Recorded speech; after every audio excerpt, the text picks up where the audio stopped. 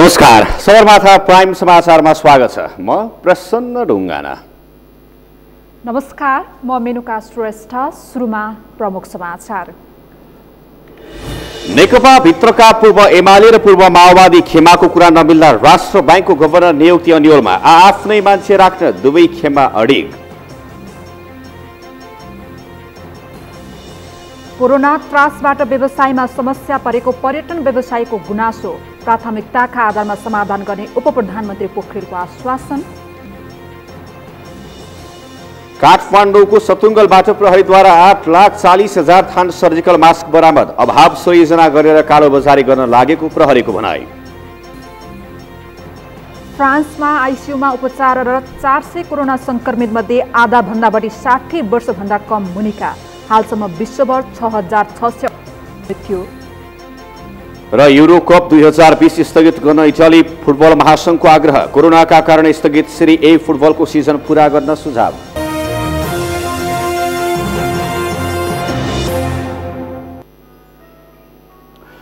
Sagarmatha prime समाचार अब विस्तारमा। नेपाल राष्ट्र बैंकका गभर्नर डाक्टर चिरञ्जीवी नेपालले बुधबारदेखि अवकाश पाउँदैछन्, तर सरकारले भने अहिलेसम्म गभर्नर चयन गर्न सकेको छैन। यही कारण विज्ञहरूले भावी गभर्नरले दिनपर्ने ध्यानका विषयमा सुझाव दिएका छन्। श्रीकृष्ण सुवेदीको रिपोर्ट। 5 वर्षीय कार्यकाल पूरा गरी नेपाल राष्ट्र बैंकका गभर्नर डाक्टर चिरञ्जीवी नेपाल बुधबारबाट बाहिरिँदैछन्। गभर्नर नेपालको बहिर्गमनसँगै नेपाल सरकारको आर्थिक सल्लाहकार समेत मानिने नेपाल राष्ट्र बैंक र गभर्नरको भावी नेतृत्वको विषयमा चासो बढ्न थालेको छ। ग्ल्यामर र कार्यकारी भूमिकामा रहने हुँदा पनि गभर्नर बन्ने आकांक्षीको संख्या बढ्दै गएको छ। सरकारले लागेको काम गर्ने होइन कि राष्ट्र बैंकलाई चाहिँ होइन नेतृत्वले राख्न सक्ने, चलाउन सक्ने त्यस्तो मान्छे चाहियो र परेको बेलामा चाहिँ राजीनामा दिन सक्ने र त्यो किसिमको एउटा प्रोफेसनल मान्छे चाहिँ चाहिन्छ जस्तो मलाई लाग्दछ। र सरकारले पनि अब चाहिँ यो खाली हाम्रो मान्छे मात्रै भनेर नखोजोस्, राम्रो मान्छे चाहिँ खोजोस्। अर्थमन्त्रीको नेतृत्वमा गठन हुने 3 सदस्यीय सिफारिस समितिले 3 जनाको नाम सिफारिस गर्ने र सरकारले 5 वर्षको लागि गभर्नर नियुक्ति गर्ने कानुनी व्यवस्था छ। समितिले 3 जनाको नाम सिफारिस गर्नुपर्छ। 3 जनामध्ये 1 जनालाई मन्त्री परिषदले गभर्नरमा नियुक्ति गर्नेछ। 3 जनामध्ये 1 जना बहालवाला डेपुटी गभर्नरबाट नाम सिफारिस गर्नुपर्ने व्यवस्था छ। त्यस्तो गर्दा नेपालको मात्र नभई विश्व बैंक र आर्थिक दाताहरूको आवाज बुझ्न सक्ने व्यक्ति छनौट गर्नुपर्ने विज्ञहरूको सुझाव छ। नाम छोडेको ब्याङ्कर्सहरूले श्रद्धा गर्ने, विश्वास गर्ने, ब्याङ्किङ क्षेत्रको अनुभव भएको व्यक्ति होस् र अर्थशास्त्रको ज्ञान भएको व्यक्ति होस्। सरकारको चाहिँ सल्लाहकार पनि भएको हुनाले आइएमएफ, वर्ल्ड ब्याङ्कहरूले उनीहरूको भाषा बुझ्न सक्ने र नेपालको चाहिँ आफ्नो चाहिँ धारणा, आफ्नो अडान चाहिँ उनीहरूले बुझ्ने भाषामा व्यक्त गर्न सक्ने। गभर्नरको लागि पूर्व एमाले खेमाले नेपाल राष्ट्र बैंकका डेपुटी गभर्नर चिन्तामणी शिवाकोटी र लगानी बोर्डका प्रमुख कार्यकारी अधिकृत महाप्रसाद अधिकारीलाई अघि सारेको छ। त्यसैगरी पूर्व माओवादीले डाक्टर मिनबहादुर श्रेष्ठलाई अगाडि सारेको छ। पूर्व माओवादीले अर्थ मन्त्रालय, राष्ट्रिय योजना आयोग र नेपाल धितोपत्र बोर्ड लगायतका महत्त्वपूर्ण पद पूर्व एमाले पाएकाले पनि पूर्व माओवादी पक्षले गभर्नर पद आफूले पाउनुपर्ने दाबी गर्दै आएको छ, जसको कारण भावी गभर्नर कसको पोल्टामा पर्ने हो तो भने केही दिन कुर्नु पर्ने हुन्छ। सगरमाथा टेलिभिजनका लागि क्यामेरा पर्सन सुरेन्द्र राउतका साथ श्रीकृष्ण सुवेदी, काठमाडौँ।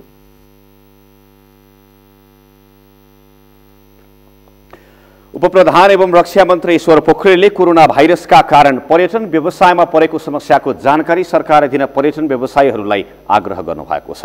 नेपालमा कोरोना भाइरसको संक्रमण नदेखिए पनि पर्यटन क्षेत्रमा समस्या देखा परेको गुनासो पर्यटन व्यवसायीहरूले गरेपछि उपप्रधानमन्त्री पोखरेलले आफ्ना समस्याहरू स्पष्टसँग राख्न आग्रह गर्नुभएको हो। उहाँले भावनात्मक रूपमा भन्दा पनि प्राथमिकताका आधारमा पर्यटन व्यवसायमा परेका समस्याहरू पर्यटन मन्त्रालयसँगको सहकार्यमा सरकारलाई उपलब्ध गराउन आग्रह गर्नुभएको हो। उहाँले सरकारले व्यवसायीहरूलाई सक्दो सहयोग गर्ने आश्वासन दिँदै व्यवसायीहरू पनि इमानदार भएर समस्याको समाधान गर्न सहयोग गर्न पर्ने बताउनुभयो।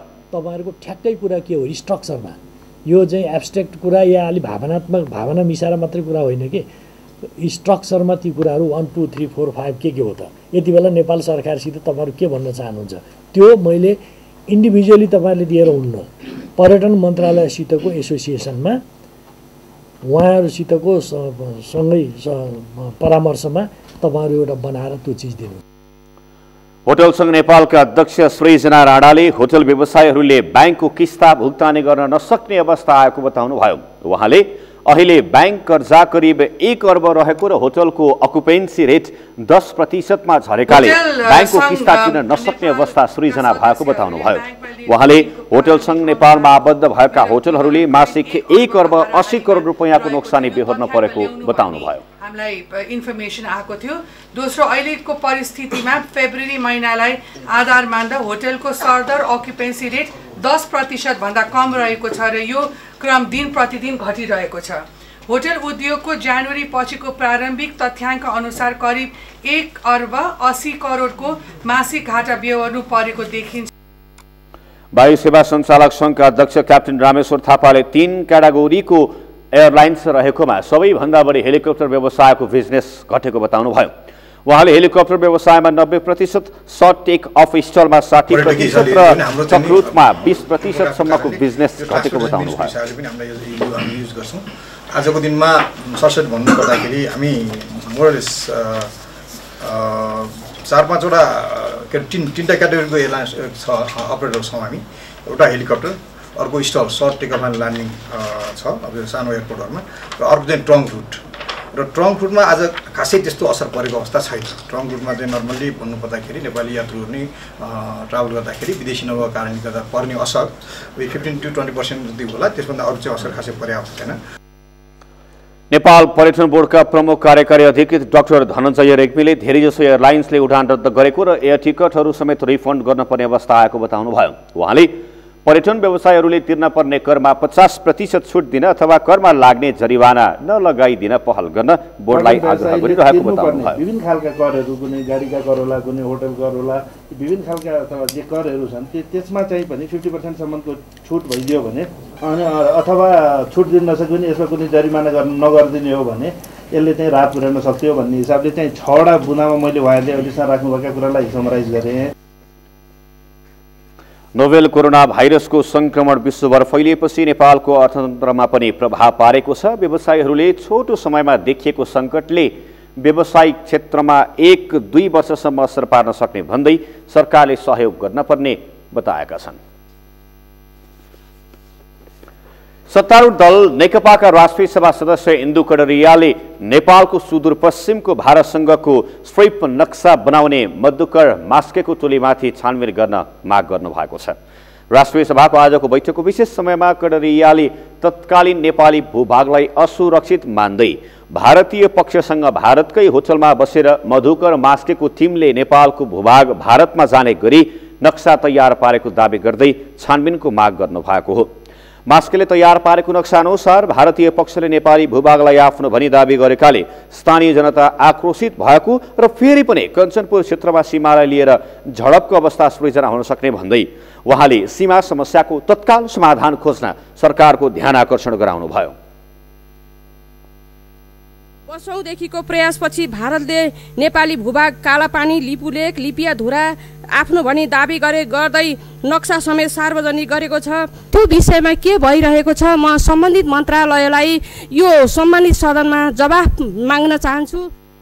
सत्तारूढ दलका सांसद खिमलाल भट्टराई भूमिहीनको समस्या समाधानलाई सरकारले उपेक्षा गरेको आरोप लगाउनुभयो। उहाँले भूमिहीन र अव्यवस्थित बसोबासको समस्या समाधान गर्न नसकेसम्म मुलुक समाजवादमा जान नसक्ने भन्दै त्यसतर्फ गम्भीर बन्न सरकारको ध्यान आकर्षण गराउनुभयो। अव्यवस्थित बसोबासीहरूको, किसान र मजदुरहरूको पार्टी हो। आफ्नै पार्टीको सरकार छ भनेर, आफ्नो समस्या समाधान हुन्छ भनेर सुकुम्बासीहरू दङ्ग छन्। आजको परिवर्तनमा अध्यक्ष महोदय, यो परिवर्तनमा निर्णायक भूमिका कसको थियो? यो परिवर्तनमा निर्णायक भूमिका कसैको छ भने तिनै आधारभूत वर्गका जनताको भूमिका छ। नेपाली कांग्रेसका राष्ट्रिय सभा सदस्य जितेन्द्र नारायण देवले राज्य सञ्चालन प्रणालीमाथि नै चुनौती दिने गरी सत्ता पक्ष र सत्ता बाहिर बसेका पार्टीहरूबीच असान्दर्भिक बहसहरू भइरहेको बताउनुभयो। दुवैतर्फ चलेका बहसले मुलुकलाई प्रतिगमनकारी दुर्घटनातर्फ धकेलेको उहाँले दाबी गर्नुभएको छ। खोजेको केही दुर्घटनाका लक्षणहरू मैले देखिराखेको छु। नेपाली जनताको धेरै ठुलो त्याग र तपस्याबाट, कुर्बानीबाट, बलिदानबाट सङ्घीय लोकतान्त्रिक गणतन्त्रको फ्रेमवर्क हामीले यो संविधानमा स्थापना गरेका छौँ। तर नेपाली केन्द्रीय राजनीतिमा विगतका केही दिनहरूमा केही यस्ता गतिविधिहरू देखिएका छन् जसबाट मलाई लाग्छ क्रान्तिको नेतृत्व गर्ने सारा राजनीतिक शक्तिहरू अलिकति निधार खुम्च्याएर सोच्नुपर्ने, हेर्नुपर्ने र परिस्थितिको मूल्याङ्कन गर्नुपर्ने, विश्लेषण गर्नुपर्ने आवश्यकता छ।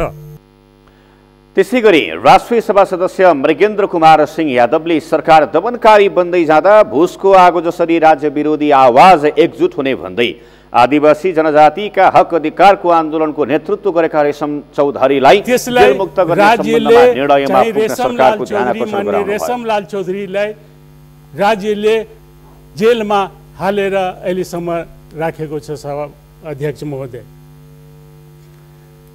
त्यो रेशमलाल चौधरीजीलाई राज्यले विचार गरी त्यो वहाँ मात्रै दोषी, त्यो केसमा वहाँ दोषी हो कि आफ्नो हक अधिकारको लागि जुलुस निकाल्नै नै दोष हो भने त केही भन्नु छैन, तर राज्यले त्यसमा विचार गर्नु पर्दछ। उहाँले गिरीश चन्द्रलाल आयोगको प्रतिवेदन सार्वजनिक गर्न ढिलाइ गरिएकोमा पनि सरकारको ध्यान आकर्षण गराउनुभयो। उहाँले संविधानलाई सर्वस्वीकार्य गराउने गरी संशोधन गर्नतर्फ गम्भीर बन्न आग्रह पनि गर्नुभएको छ। प्रतिनिधि सभाको महिला तथा सामाजिक समितिले नेपाल रेड क्रस सोसाइटीमा भएको भ्रष्टाचारका विषयमा छानबिन गरिरहेको छ। रेड क्रसमा भ्रष्टाचार भएका उजुरीहरू समितिमा परेपछि समितिले छानबिन अघि बढाएको हो। छानबिनका क्रममा विभिन्न पक्षसँग समितिले छलफल समेत गरिरहेको छ। महिला तथा सामाजिक समिति निरुदेवी पालले अन्तर्राष्ट्रिय सङ्घ संस्थाहरूलाई नियमन गर्न स्पष्ट कानुनी व्यवस्था नहुँदा समस्या परेको बताउनुभयो। आज रेड क्रस सोसाइटीका पदाधिकारीहरूसँगको छलफलपछि सभापति पालले जेनेभा कन्भेन्सनले गरेको व्यवस्थालाई नेपालले आफ्नै कानुन बनाएर लागू नगरेका कारण पनि सामाजिक सेवाका रूपमा काम गरिरहेका अन्तर्राष्ट्रिय सङ्घ संस्थाहरूमा व्यथिति बढेको बताउनुभयो। कानुनी प्रावधानको समस्या पनि देखिएको छ। एउटा अनुगमन र मूल्याङ्कन र नियमन नभएको अवस्था छ। किनभने उनीहरूले जे गरे पनि हुने, अनि तल पनि हुन त ऊ सिडिओ कार्यालयमा आबद्धता छ, दर्ता छ। 2020 साल भदौ 19 गते स्थापना भएको रेड क्रसको 2034 सालको ऐन आइसके पछाडि सिडिओ कार्यालयमा दर्ता छ। अनि त्यस पछाडि समाज कल्याण परिषदसँग आबद्धता त छ भन्नलाई चाहिँ दर्ता र आबद्धता भन्ने, तर चाहिँ अब महालेखाले पनि उनीहरूको अडिट गर्न नपाउने, नियमन पनि कसैले नगर्ने अवस्थाको अहिले सबभन्दा ठुलो समस्या यो देखिएको छ। रेड क्रसमा भ्रष्टाचार भएको उजुरी समितिमा परेपछि समितिले विभिन्न पक्षसँग छलफल गरिरहेको छ। आज रेड क्रसका अध्यक्ष सञ्जीव थापासँग समितिमा परेका उजुरीका विषयमा छलफल भएको थियो। खर्च विवरणको अभिलेख, अहिलेसम्म रेड क्रसले प्राप्त गरेको रकम र खर्च लेखा परीक्षणको अवस्था लगायतका विषयमा अध्यक्ष थापालाई प्रश्न गरिएको थियो। त्यसैगरी संस्थाको खरिद प्रक्रिया अपारदर्शी रहेको र कानुन बमोजिम कर नतिरेको विषयमा पनि प्रश्न गरिएको थियो। जवाफमा अध्यक्ष थापाले लेखा परीक्षण भएको खर्च र प्राप्त रकमको विवरण राख्ने गरिएको, पारदर्शी, प्रतिस्पर्धात्मक, त्यसमा पनि सिलिङ तह तोकेर एउटा निश्चित रकमसम्म चाहिँ सबै राष्ट्रिय स्तरकै पत्र पत्रिका मार्फत टेन्डरै भएर सबै हुन्छ। अब सानातिना मसिना कुराहरू पनि अब कोटेसनको एउटा प्रतिस्पर्धात्मक रूपले सानातिना कुरा हुन्छन्, त्यसमा त्यो आर्थिक सिलिङ तोकेर गरे अनुसारको छ। त्यसैले हाम्रो जम्मै आर्थिक नियम प्रक्रिया र मुलुकको चाहिँ खरिद नियमसँगको चाहिँ साम्यतालाई सबै ध्यानमा राखेर गर्ने गरेका छ। रेड क्रस सोसाइटीमा आवधिक निर्वाचन समेत हुन सकेको छैन। रेड क्रसभित्र आर्थिक अनियमिततासँगै कार्यक्रम सञ्चालन गर्दा समाज कल्याण परिषदसँग कुनै पूर्व स्वीकृति नलिएको आरोप पनि छ। संस्थामा पदाधिकारीहरूको एकाधिकार भएको र आफ्ना नातेदारहरूलाई कर्मचारीका रूपमा भर्ना गर्ने गरेको आरोप पनि छ।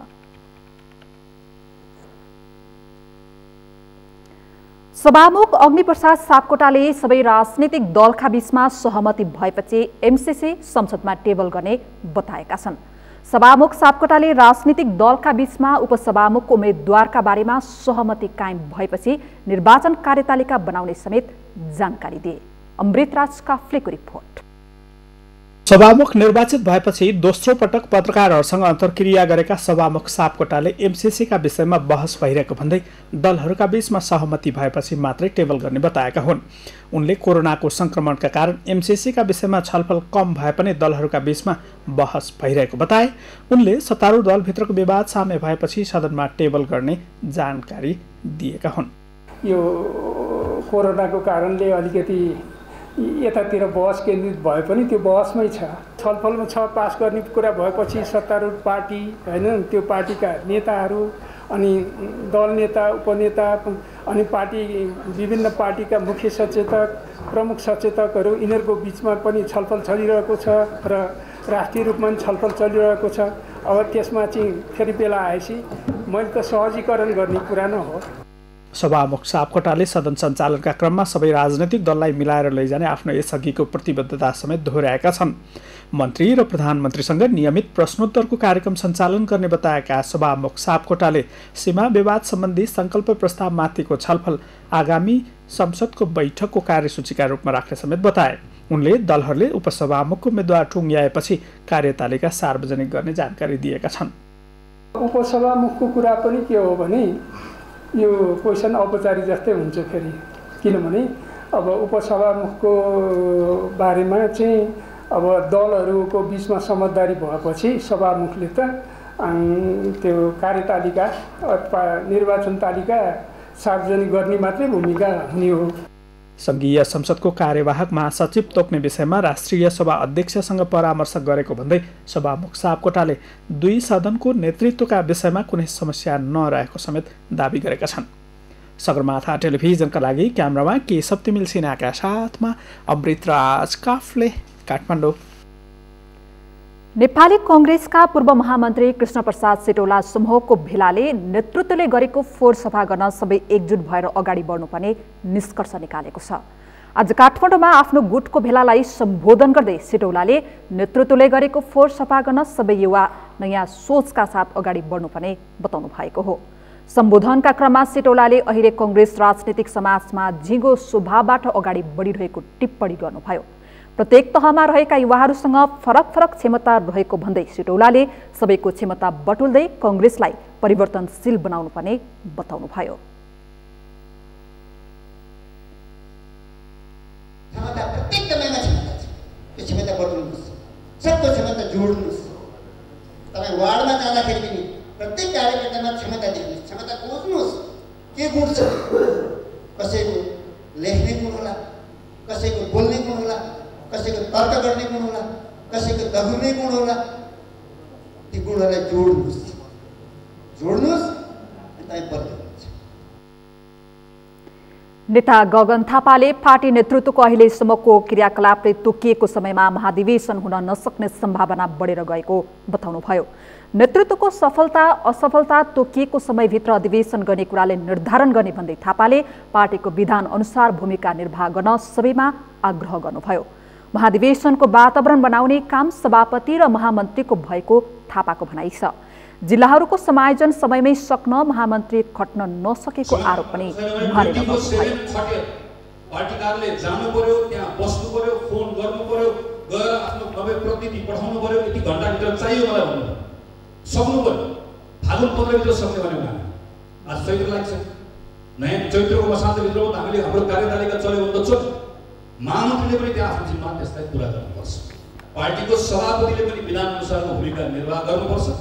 पार्टीको महामन्त्री लगायत अरूले पनि आफ्नो विधान अनुसारको भूमिका निर्वाह गर्ने पक्षमा वातावरण बनाउने, दबाब दिने यो आजको दिनको हाम्रो कर्तव्य हो। यो हामी हाम्रो कर्तव्य पुरा गर्छौँ।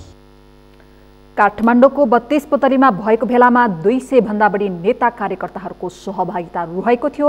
भेलामा नेताहरूले आफू कांग्रेसमा सुधार गर्दै अगाडि बढ्ने अभियानमा रहेको बताएका थिए। सगरमाथा प्राइम समाचारमा अब एकैछिन विश्रामपछि काठमाडौँको सतुङ्गलबाट प्रहरीद्वारा 8,40,000 थान सर्जिकल मास्क बरामद, अभाव सिर्जना गरेर कालोबजारी गर्न लागेको प्रहरीको भनाई। दाङको घोराईमा निर्माणाधीन फोहोरबाट ऊर्जा निकाल्ने ग्यास प्लान्ट निर्माण कार्य अन्तिम चरणमा, अबको 3 देखि 4 महिनाभित्र प्लान्ट सञ्चालन हुने। र फ्रान्समा आइसियुमा उपचाररत 400 कोरोना संक्रमित मध्ये आधाभन्दा बढी 60 वर्ष मुनिका, हालसम्म विश्वभर 6,668 को मृत्यु।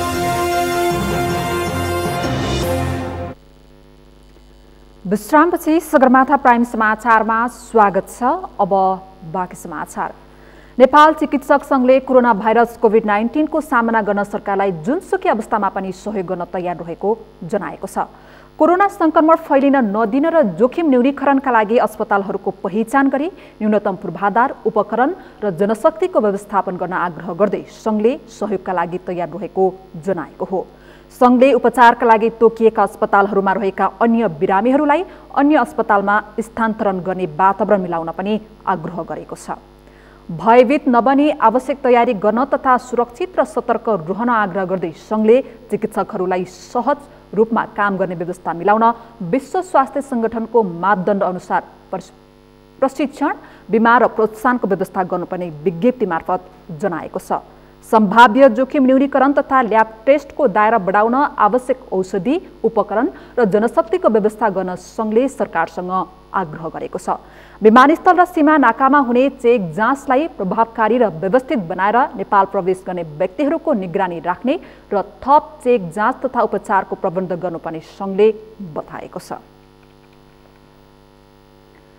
महानगरी प्रहरी परिसर काठमाडौँले मास्क कालोबजारी गर्ने गिरोहलाई आज सार्वजनिक गरेको छ। 3 रुपैयाँ 25 पैसा पर्ने मास्कलाई 31 रुपैयाँमा बिक्री गर्न लागिरहेको भन्ने विशेष सूचनाको आधारमा 5 जना कालाबजारी तथा 10,08,000 थान मास्क नियन्त्रणमा लिएको हो। शान्तालम सालको रिपोर्ट। प्रहरीले चैत 2 गते कपनको मिलनचोकबाट 1,68,000 थान मास्क सहित 5 जनालाई पक्राउ गरेको थियो। उनीहरूसँग सोधपुछको क्रममा काठमाडौँ महानगरपालिका 10 विष्णुमती पुल स्थित रोहित श्रेष्ठको घर भाडामा लिइराखेको आरडीजी सप्लायर्स कम्पनीको गोदामबाट 8,40,000 थान मास्क बरामद गरिएको महानगरीय प्रहरी परिसरले जानकारी दिएको छ। अभाव खडा गरेको छ। त्यस्तो सूचनाहरू तपाईँ कहाँ छ, तपाईँले देख्नु भएको छ, तपाईँको वरिपरि त्यो देख्नु भएको छ भने तत्काल काठमाडौँ प्रहरी परिसरलाई अथवा हाम्रो 100मा खबर गरिदिनु भयो भने पनि हामी तत्काल 5 मिनेटभित्रमै त्यसमा एक्सनमा उत्रन्छौँ भनेर हामीले एउटा आम सर्वसाधारणलाई अपिल पनि काठमाडौँ प्रहरी परिसरबाट, जिल्ला प्रशासनबाट पनि भएको अवस्था छ। परिसरका अनुसार पक्राउ पर्ने व्यक्तिहरूमा ओखलढुङ्गा घर भई ललितपुर इमाडोल बस्ने वर्ष 30 का टेकराम श्रेष्ठ, 12 घर भई हाल कपल बस्ने वर्ष 34 का सञ्जय रेग्मी तथा चितवन घर भई हाल स्वयम्भू बस्ने वर्ष 26 का अजिम बक्स मिया छन्।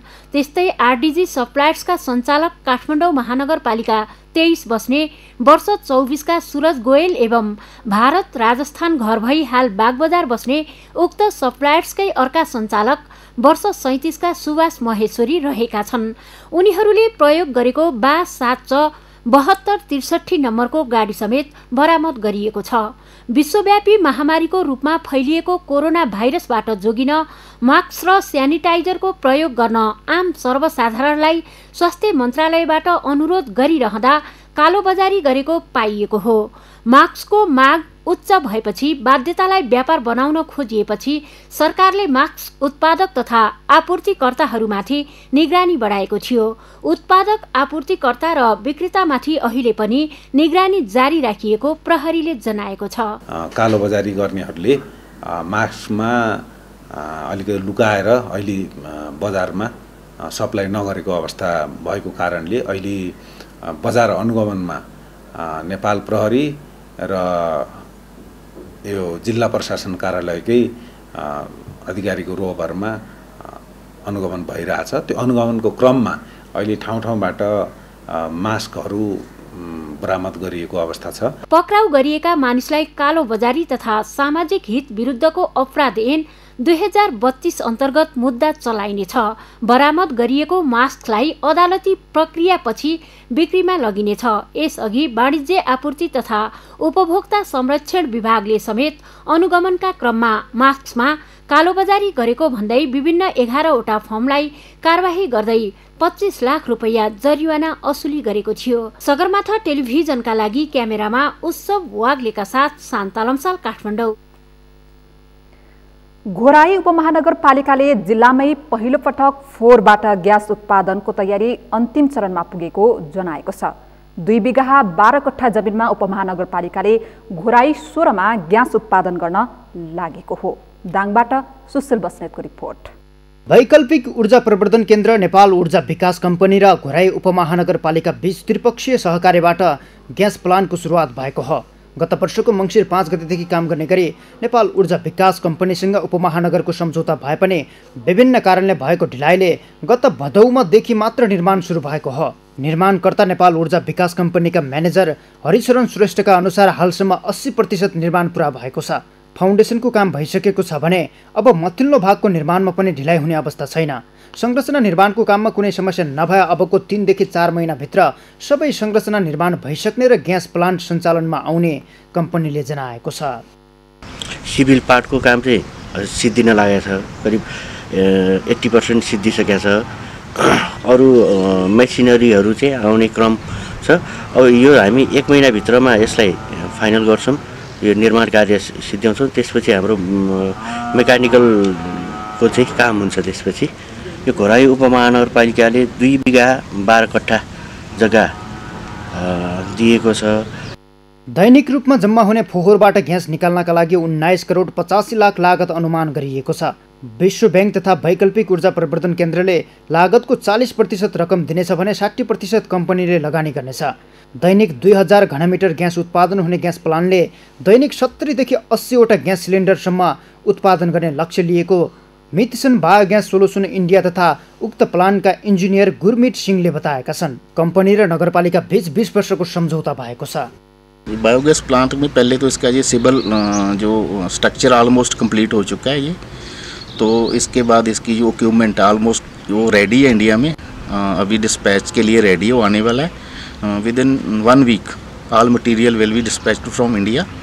ऐसा गैस सप्लाई है जो 2000 पर डे के हिसाब से इसकी जो प्रोडक्शन है, डेली प्रोडक्शन है, तो 2000 बायोगैस क्यूबिक मीटर को हम ऑलमोस्ट 500 घरों में इसको सप्लाई किया जाएगा।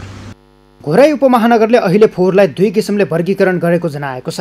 वर्गीकरणसँगै अब एउटा गाडीले गल्ने फोहोर र अर्कोले नगल्ने फोहोर सङ्कलन सुरु गर्ने उपमहानगरपालिका प्रवक्ता भरत अरियालले जानकारी दिए। उनले संरचना निर्माणपछि फोहोरबाट ग्यास उत्पादनका लागि अन्य प्राविधिक काम सुरु हुने र घोराई उपमहानगरपालिकाको ल्यान्डफिल साइटमा गल्ने फोहोरबाट ग्यास उत्पादनका लागि काम गर्ने गरी कम्पनीसँग सम्झौता गरेको जानकारी दिए। सम्झौता अनुसार कम्पनीले 20 वर्षपछि संरचनासहित सबै पूर्वाधार घोराई उपमहानगरपालिकालाई हस्तान्तरण गर्नेछ।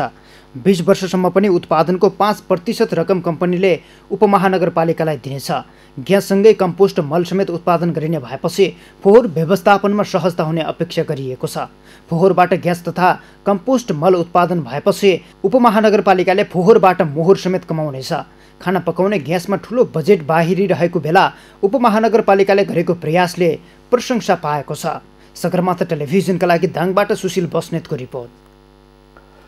नेपालको कानुनमा बाल विवाह गर्ने गराउनेलाई 3 वर्ष कैद तथा 30,000 जरिवानाको व्यवस्था छ भने बाल विवाह फौजदारी मुद्दा भएकाले जसले पनि उजुरी गर्न सक्ने व्यवस्था छ। तर बाँकेसहित प्रदेश नम्बर 5 नै बाल विवाहको उच्च जोखिममा रहेको छ। चेतनाको स्तरमा वृद्धि हुन नसक्नु तथा कथित परम्परालाई जोगाई राख्ने सोचले ग्रसित समाजले गर्दा आज पनि यस क्षेत्रमा बाल विवाह नरोकिँदा यस प्रकारको जोखिम बढेको हो। बाँकेबाट मधु पौडेलको रिपोर्ट। पछिल्लो समय बाँके जिल्लामा मात्रै नभई समग्र 5 नम्बर प्रदेशमै बाल विवाहको दर उच्च देखिएको छ। कानुनले बाल विवाहलाई अपराधका रूपमा परिभाषित गरेर कारबाहीको व्यवस्था गर्दा समेत बाल विवाहको आँकडामा सुधार आउन सकेको छैन। जिल्ला प्रहरी कार्यालय बाँकेका अनुसार 2075 सालको अन्तसम्म 35 वटा बाल विवाहहरू रद्द गरिएका थिए। आर्थिक वर्ष 2074-75 दुईवटा बाल विवाह सम्बन्धी मुद्दा चलाउनु परेको थियो। 2075-76 भने 6वटा बाल विवाह सम्बन्धी मुद्दा चलाइएको छ। गत साउन यता बाल विवाह सम्बन्धी मुद्दा दर्ता भएको छैन, तर 1 महिनामै 6वटा बाल विवाह रद्द गरिएको जिल्ला प्रहरी कार्यालय बाँकेको तथ्याङ्क छ।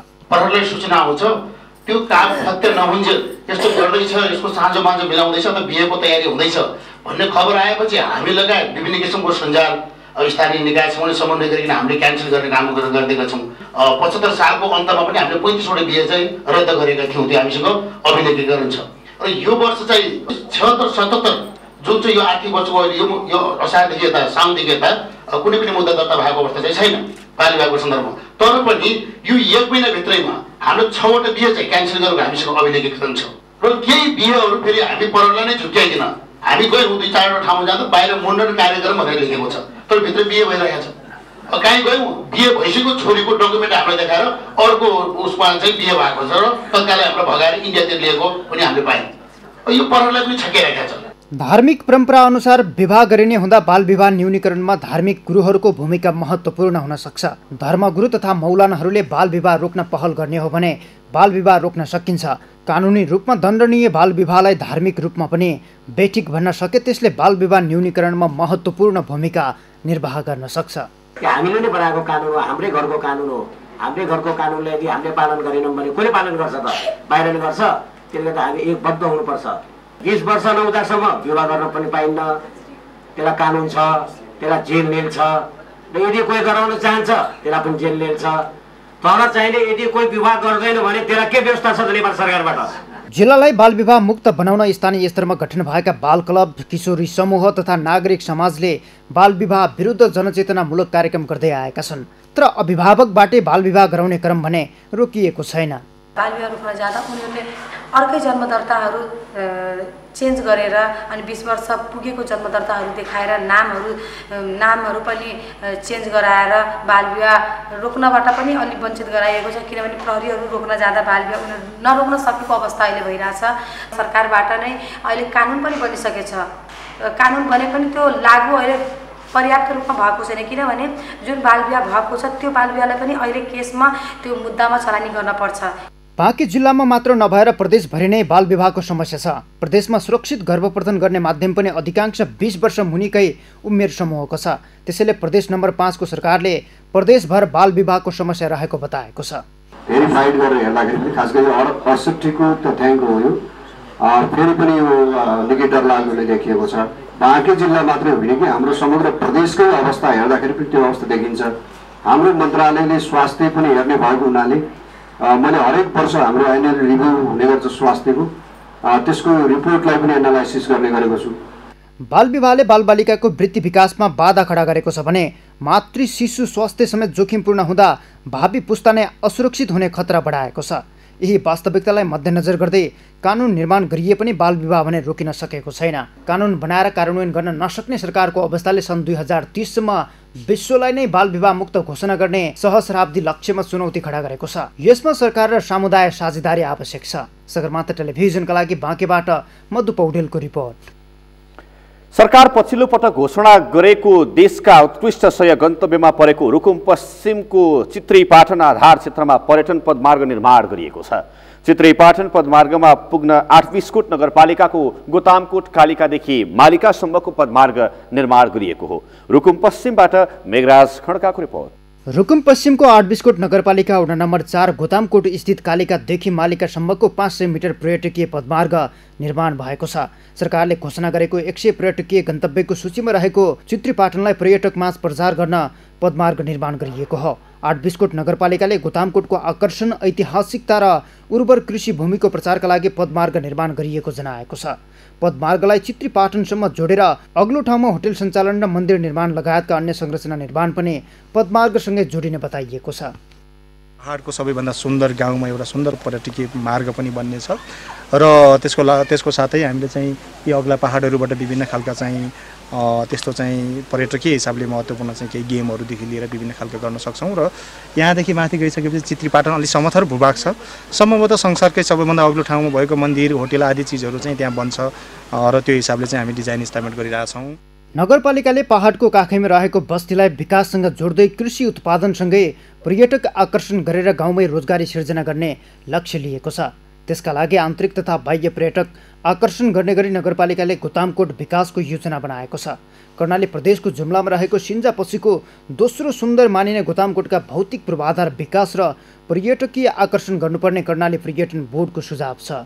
धेरै पूर्वाधारको हिसाबले यसलाई पदमार्ग बनाउने, अझै यसलाई पूर्णता दिने हिसाबले त्यसपछि यहाँ चाहिँ विभिन्न खालका चाहिँ अब यो होटलको व्यवस्थापन, होमस्टेहरूको चाहिँ थप व्यवस्थापन गर्ने कुरा छ। त्यसपछि गएर चाहिँ यिनी पूर्वाधारको विकासका हिसाबले चाहिँ अझै अपुगका कुराहरू यहाँ चाहिँ देखिन्छ। गोतामकोटको कालिकादेखि मालिकासम्म 613वटा सिडी निर्माण गरिएको छ।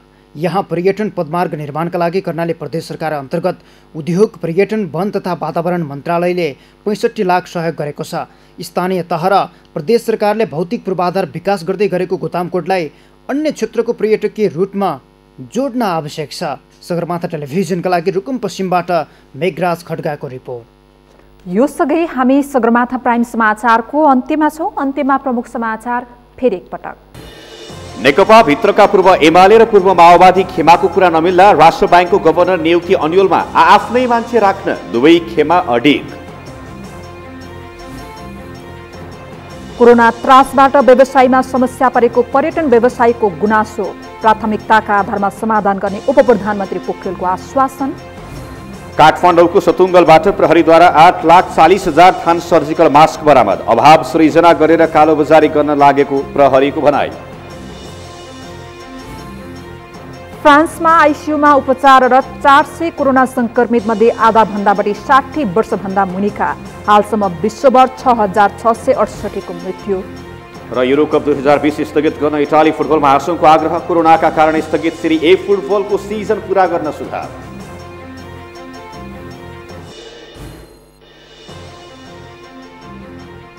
हौस् त सगरमाथा प्राइम समाचार अहिलेलाई सकियो। तपाईँ समाचार बुलेटिनका साथै सगरमाथा टेलिभिजनका सम्पूर्ण कार्यक्रम www.sagarmatha.tv मा पनि पढ्न र हेर्न सक्नुहुनेछ। साथै युट्युबमा youtube.com/sagarmatha TV नेपालमा हेर्न सक्नुहुनेछ। मोबाइलमा प्ले स्टोर तथा एप स्टोरमा गई सगरमाथा टिभी एप डाउनलोड गरी हामीलाई प्रत्यक्ष हेर्न सक्नुहुनेछ। साथै तपाईँ हामीलाई फेसबुकमा पनि facebook.com/STV नेपालमा फलो गर्न सक्नुहुनेछ। समाचारको शिखर, नेपालको गौरव, नेपालको पहिलो न्युज च्यानल सगरमाथा टेलिभिजन हेर्दै गर्नुहोला। नमस्कार।